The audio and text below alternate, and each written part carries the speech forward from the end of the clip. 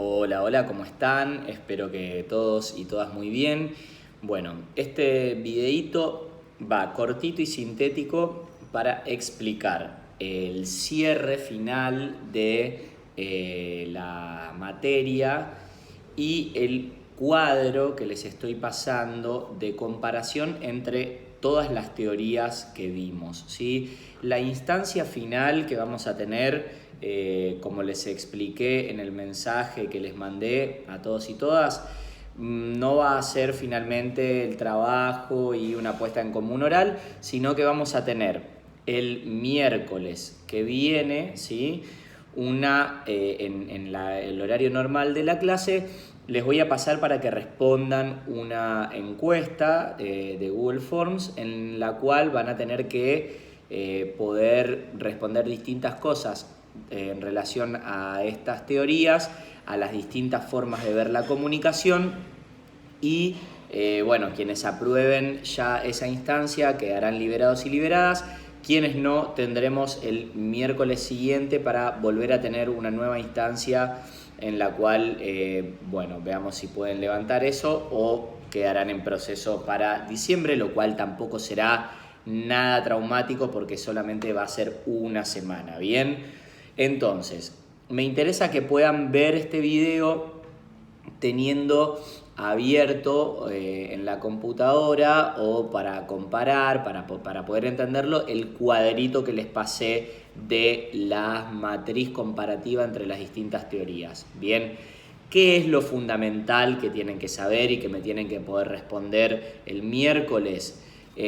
Las tres formas distintas de ver y entender a la comunicación: producción social de significaciones, transmisión de información e interacción. Son tres formas en las cuales los diferentes estudios alrededor de la comunicación como un campo de estudios pensaron qué era la comunicación. Algunos pensaron que la comunicación era transmisión de información, otros pensaron que la comunicación era interacción y otros pensaron que la comunicación era producción social de sentido. ¿Cuál es la diferencia entre todo esto? ¿Por qué nos importa? Porque en las características de cómo pensaron cada uno de esos estudios a la comunicación se encuentran las razones de las diferencias entre las teorías. Entonces, muy importante conocer esas tres formas de pensar a la comunicación y las características, ¿sí?, de cada una de ellas. En cuanto al cuadrito que les pasé, van a ver que tenemos todas las teorías: el modelo de Lasswell, el modelo matemático, la MSR en sus distintos momentos que vimos, el de la aguja hipodérmica, la sociología de los efectos limitados y el flujo en dos etapas, después la escuela de Frankfurt, el esquema de la tuba de Schramm y la escuela de Palo Alto, y por último la escuela de Birmingham, que fue la última que vimos. Fíjense que todas estas teorías están comparadas entre sí en función de diferentes preguntas, pero que son las mismas preguntas para todas las teorías, ¿sí? Esas preguntas son: ¿cómo entiende a la comunicación cada una de esas teorías? ¿Cuál es su objeto de estudio? ¿Cuál es el rol del emisor? ¿Cuál es el rol del receptor? ¿Sí? ¿Cuál es el rol de los medios? ¿Cómo funciona el proceso comunicacional? ¿Cómo es el proceso comunicacional? Y si cada teoría estudia un acto comunicativo o todo el sistema social. En función de todas esas preguntas, comparamos cómo responde cada teoría a esas preguntas. Bien, tenemos entonces, cuando preguntamos cómo entiende a la comunicación, ¿sí?, el modelo de Lasswell y el modelo matemático, ambos la entienden como transmisión de información. Muy importante este punto. Ambos modelos estudian como objeto de estudio a los elementos de la comunicación: el emisor, el receptor, el canal, el mensaje. Recuerden, todos esos son los elementos de la comunicación, ¿sí? Y estos modelos toman a esos elementos como su objeto de estudio. Para ambos modelos el rol del emisor es un rol activo y el rol del receptor es un rol pasivo, porque no construye nada en la comunicación, sino que solamente recibe la información a través del mensaje. Ninguno de los dos modelos estudian a los medios, ¿sí? No les interesan, no se meten ahí. Para los dos modelos la comunicación es lineal y unidireccional. Esto es muy importante y es una característica de la comunicación entendida como transmisión de información. Cuando decimos que la comunicación es lineal, quiere decir que no hay un circuito o un feedback como vimos en la comunicación entendida como interacción, en la escuela de Palo Alto, en la tuba de Schramm. Acá, cuando entendemos a la comunicación como transmisión de información, decimos que es lineal porque va de un punto a otro y no ida y vuelta, ¿sí? Ni en forma de círculo o de circuito. Por eso mismo también es unidireccional, porque se mueve en una sola dirección. No hay un ida y vuelta, no hay un feedback como en otras teorías. Importante este punto. Bien, y ambos modelos, el de Laswell y el matemático, estudian actos comunicativos, no estudian el sistema social. Con esa síntesis estamos bien sobre estos dos modelos. En relación a la Mass Communication Research, ¿sí? En sus tres momentos, aguja hipodérmica, sociología de los efectos limitados y flujo en dos etapas, siempre piensa a la comunicación como transmisión de información, ¿sí? Todas las etapas de la Mass Communication Research piensan a la comunicación como transmisión de información. La aguja hipodérmica tiene como objeto de estudio la producción de mensajes, le interesa cómo producir los mensajes efectivos para lograr el efecto deseado. La sociología de los efectos limitados también le interesa la producción de los mensajes, pero ya pensando en el impacto de esos mensajes en distintos grupos sociales, ¿sí? Que esa es la diferencia que introduce. Y la teoría del flujo en dos etapas, cuando preguntamos cuál es el objeto de estudio, plantea también la producción de los mensajes, pero pensando en los líderes de opinión, ¿sí? Se preocupa por cómo generar los mensajes más efectivos para condicionar o para convencer a los líderes de opinión y que eso después baje a través de los líderes de opinión a sus grupos de influencia. Bien.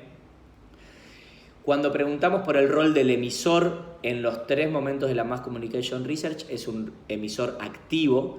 Y cuando preguntamos por el receptor, en la aguja hipodérmica y en la sociología de los efectos limitados encontramos un receptor pasivo, pero cuando estamos en la MSR, en el flujo en dos etapas, ¿sí?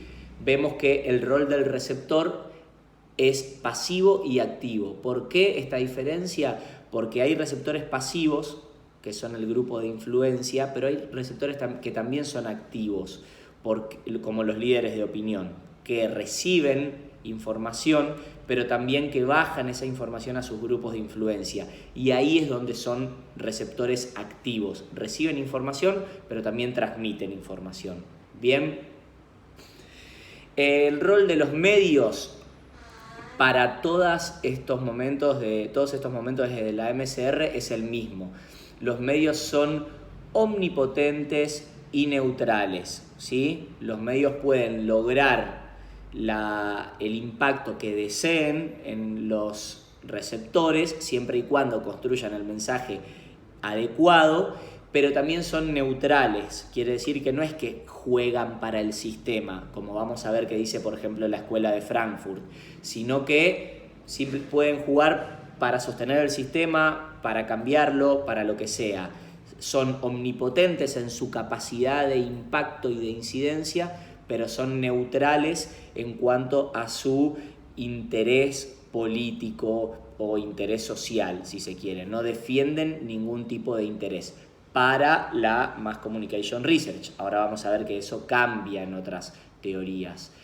Bien, ¿y cómo es el proceso comunicacional? Bueno, en la aguja hipodérmica y en la sociología de los efectos limitados es unidireccional y es lineal, ¿sí? Igual que en los modelos anteriores. Pero en la teoría del flujo en dos etapas ese proceso comunicacional se da en dos etapas, como dice el nombre de la teoría, de los medios a los líderes de opinión y de los líderes de opinión a sus grupos de influencia. Bien, estudian actos comunicativos o sistema social. Los tres momentos de la Mass Communication Research estudian el sistema social. La Mass Communication Research como escuela estudia el sistema social, ¿sí? No los actos comunicativos. Se preocupan por cómo influyen los medios y los mensajes de los medios en el conjunto de la sociedad, en el sistema. No aíslan un acto comunicativo para estudiar sus elementos, como otras teorías, ¿sí? Estudian justamente el impacto de los mensajes en el conjunto de la sociedad. Bien, pasamos entonces a la próxima teoría, la Escuela de Frankfurt.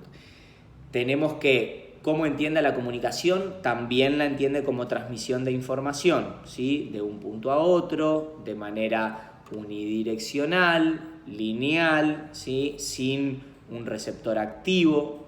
Bien, en esto se emparenta con las teorías que venimos trabajando hasta ahora.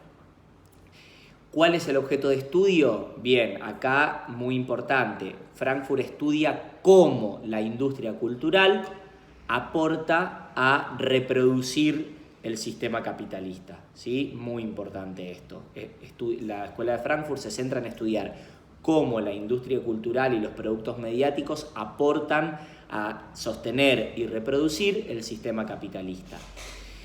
El rol del emisor es activo, ¿sí? Y el rol del receptor es pasivo. ¿Por qué es pasivo? Porque el receptor, recuerden que está alienado, recibe los productos de la industria cultural, los consume y en vez de tratar de transformar el sistema, lo reproduce y sigue alienado. Bien, entonces muy importante este punto, receptor pasivo. El rol de los medios también son omnipotentes, igual que en la MSR, pero no son neutrales. Esta es la diferencia.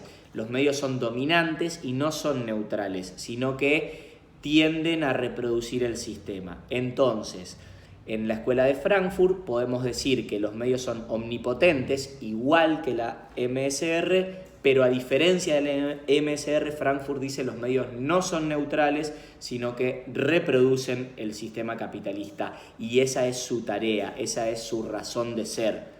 Bien. Bueno, ¿cómo es el proceso comunicacional?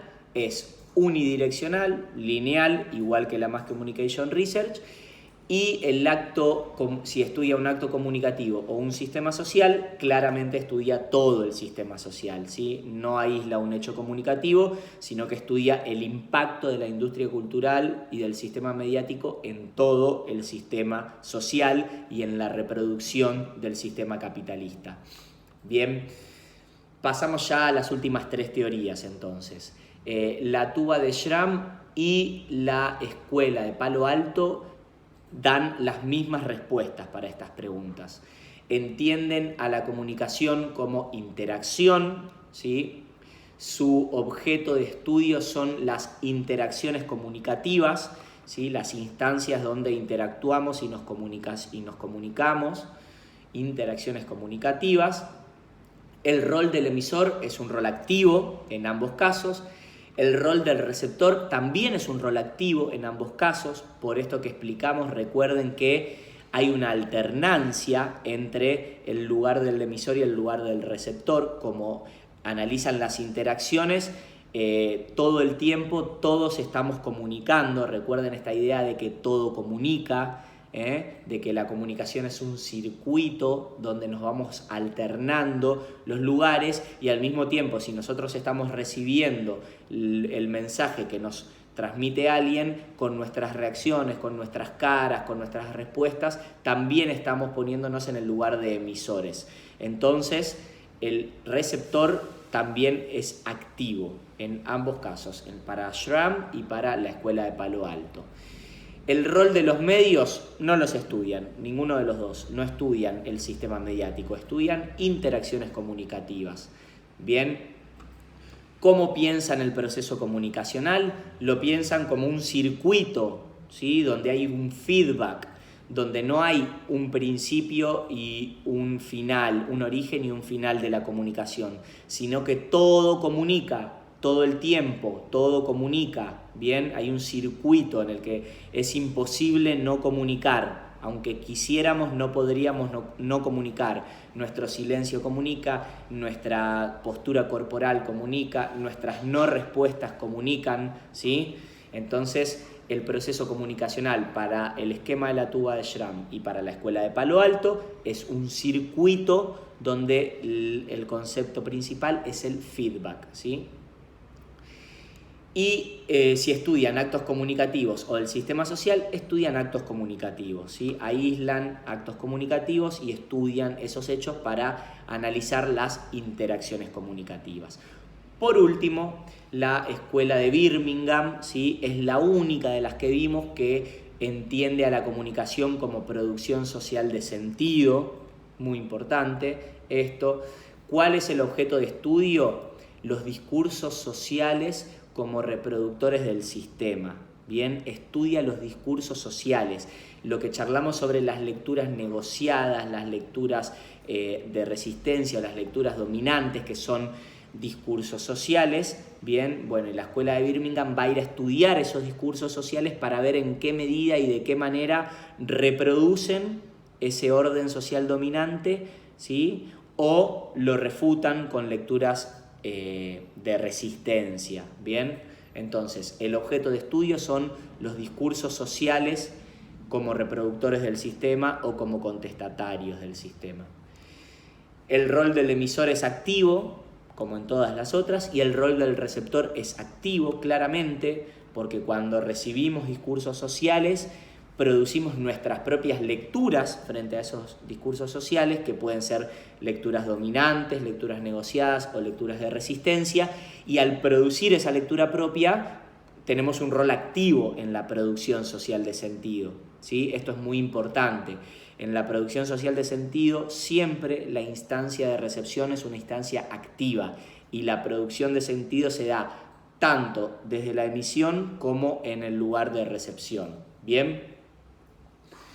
El rol de los medios, bueno, los medios son dominantes, los medios no son neutrales, pero no son del todo dominantes, como planteaba la escuela de Frankfurt. ¿Por qué? Porque a diferencia de la escuela de Frankfurt, la escuela de Birmingham plantea que puede haber lecturas de resistencia a los discursos de los medios, a los discursos culturales dominantes, ¿sí?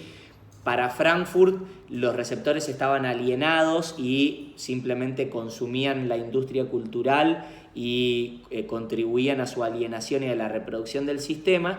Y Birmingham dice, no, guarda, puede ser que se alienen y que reproduzcan el sistema, pero también pueden generar los receptores lecturas de resistencia. Entonces, el rol de los medios es un rol que no es neutral, pero tampoco es omnipotente, ¿bien? Como planteaba Frankfurt. ¿Cómo es el proceso comunicacional para la escuela de Birmingham? Es un fenómeno social de producción de sentido. Esto quiere decir que el proceso comunicacional se da en todos los órdenes de la vida y de la existencia. Todos estamos produciendo sentido todo el tiempo. Cuando emitimos mensajes o discursos, cuando los recibimos y hacemos nuestras propias lecturas, ¿sí? La comunicación es la producción de sentido permanente en todos los órdenes de la sociedad, ¿bien? Y la última pregunta, si es un acto comunicativo o un sistema social, claramente estudia el sistema social, la escuela de Birmingham, ¿bien?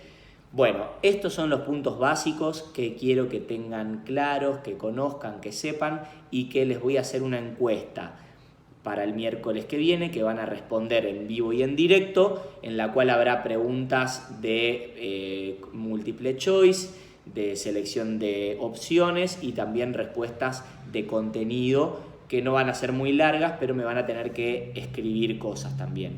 En función de lo que respondan el miércoles, se los voy a corregir, y quienes tengan que recuperar algo, nos quedará la clase del próximo miércoles. Bien, no se preocupen, va a ser sencillo, pero estudien las diferentes teorías, sobre todo estudien las 3 formas de entender a la comunicación, las diferencias entre cada una y qué escuela ¿sí? Se enmarca, se encuadra dentro de cada una de esas 3 formas distintas de pensar a la comunicación, que son la transmisión de información, la interacción y la producción social de sentido. Bien, nos vemos el miércoles, respondo dudas por mensajes.